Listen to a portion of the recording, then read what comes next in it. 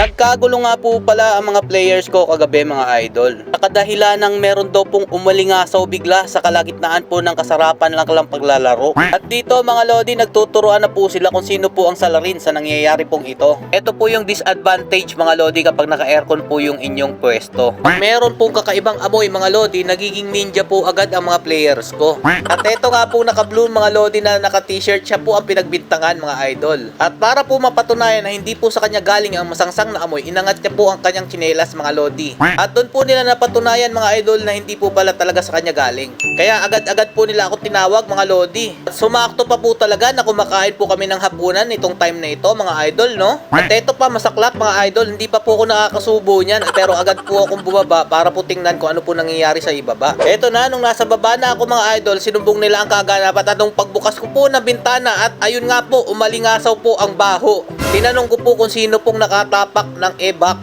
Pero dahil wala pong umaamin mga idol, eto po, ni-review na po natin ang ating CCTV camera para makaiwas po tayo sa pagbibintang. Madali lang naman po i-trace mga lodi kung sino po ang salarin dito. Nalaman nyo po mamaya-maya kung sino nga po ba ang nakatapak ng evac. Babalikan lang po natin yung mga oras na maayos pa po yung kanilang paglalaro. Kung napansin nyo mga lodi, may dalawang bata po na pumasok dito sa aking computer shop pero hindi po sila ang salarin dyan mga idol. Dito meron naman dumating na isang grupo ng mga kabataan mga idol.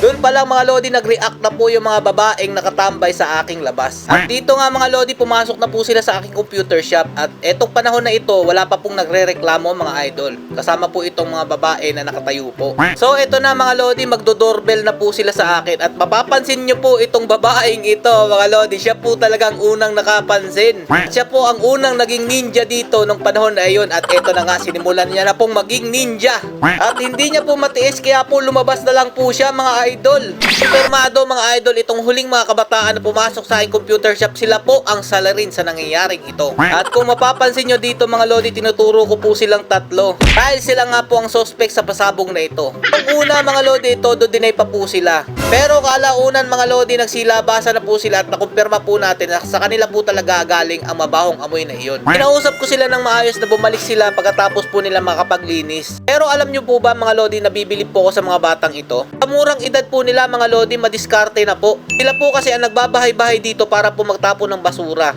Duda ko mga lodi, isa sa mga basura na tinapon nila, meron pong dumikit na etya sa kanilang mga damit. Baka po kasi isa sa mga basurang tinapon nila, meron pong diaper ng bata na meron pong pupo. At agad nga po ako nag-disinfect mga idol. Inuna ko pong sprayan ang aircon mga lodi para po mawala agad ang baho na naaamoy po nila. Para makaiwas na rin po tayo kung ano man pong mikrobyo ang pumasok dito sa aking computer shop.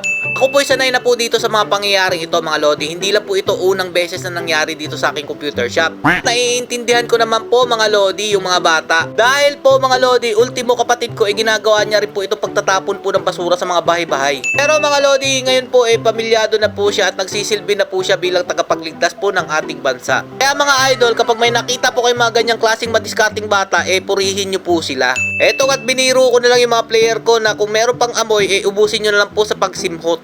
At sila po'y natawa sa aking biro. At para po dun sa nag-comment na tinuturuan ko daw po yung bata na magnakaw po ng barya sa kanilang mga magulang para po ipang computer. Ito po yung example mga idol. Sa murang edad marunong na po silang dumiskarte para makahanap po ng pera. Dahil po nung panahon ko mga idol, wala po talaga akong idea kung paano po kumita ng pera. Ngayon po mga lodi, yung mga 7 years old marunong na po magbanat ng buto. Alam niyo po ba mga lodi, kaya po nilang kumita ng 200 hanggang 300 sa isang gabi lang po sa pagtatapon po ng mga basura dito.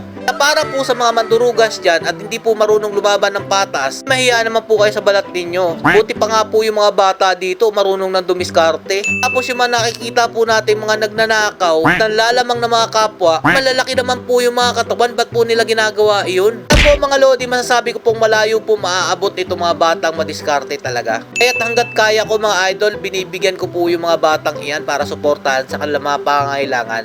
Kaya po kahit anong hirap po ng buhay, hindi nyo po makikitaan na magpo-promote po ng online casino sa aking vlog. Dahil isa po sa mga batang ito ang maapektuhan kapag isa po ko sa mga naging promotor ng online casino na iyan. At dito lang po mga idol, stay safe and God bless you all. Peace!